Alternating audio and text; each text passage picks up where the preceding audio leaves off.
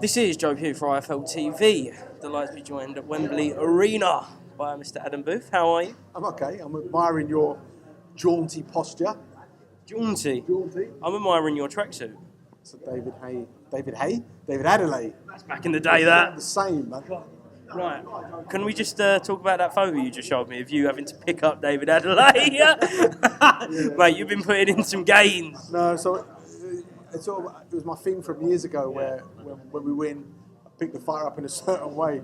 And as David turned round, I realised what I had in front of me, but I managed to pull it off. Well, fair play. Right, let's talk about that knockout. Unbelievable shot. You don't see many shots like that, but these heavyweights, they can pack a punch, right? And that landed beautifully on the top of the head. Yeah, it did, but it was the setup that I liked. The balance, the shot selection before. He actually looked for the shot before, but he didn't set it up. And that's what I had to bark that at him during the round. But when you actually look at the little sequence before, it's the perfect setup for a lead left hook. And one thing he does do is he commits to it, and he has a world-class left hook. I know he does.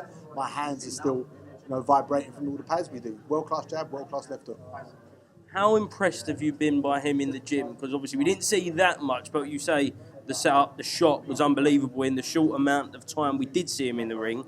But from working with him for quite a while now, you must be impressed with what you've got your hands on. No, it's my job never to be impressed. It's my job never to be... We're happy, we enjoy the wins, but it can always be better. There can always be other things to add, and that's what... You never reach perfection, but you just always keep having to strive for it. And David's such an athlete and such a tough, strong, fearless heavyweight as well. That there's so much scope for improvement, so much he can still add to himself as a fighter that it's going to make my job as interesting as it is frustrating at times. When you first took him on, how much progression has he made since then in the gym? Yeah, I mean, a lot. Aside from the boxing, in terms of his physicality and understanding how to train. Don't just rely on being a heavyweight just because you're a big fella. So he's starting to learn now to break through sort of limiting barriers physically, mentally, and stuff like that. And so, you'll never get a gauge of that in a one-round fight, but you'll certainly get a gauge of it as he gets into the fights that go later on.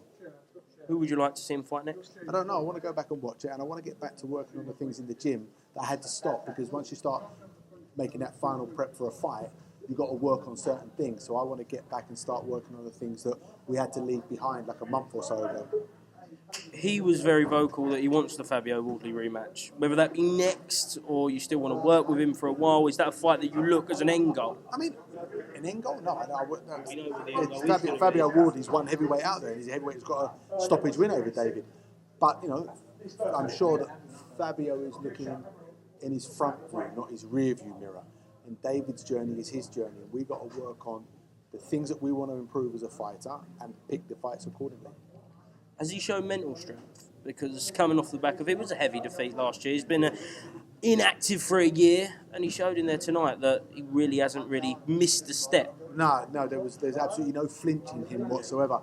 But that's one of the reasons why I decided to take him on is that I looked at that stoppage loss where he was blown out of his arse, he was fatigued, he got hurt and dropped, and he still got up and tried to swing back. Now you can't put that in a fighter, and when you have that ingredient, it gives you something to work on. Okay, Adam, thank you very much for speaking to IFLTV. Enjoy Christmas. What does a Christmas look like in an Adam Booth house? I don't know yet. I'll decide that tomorrow. Adam, thank you very much, mate.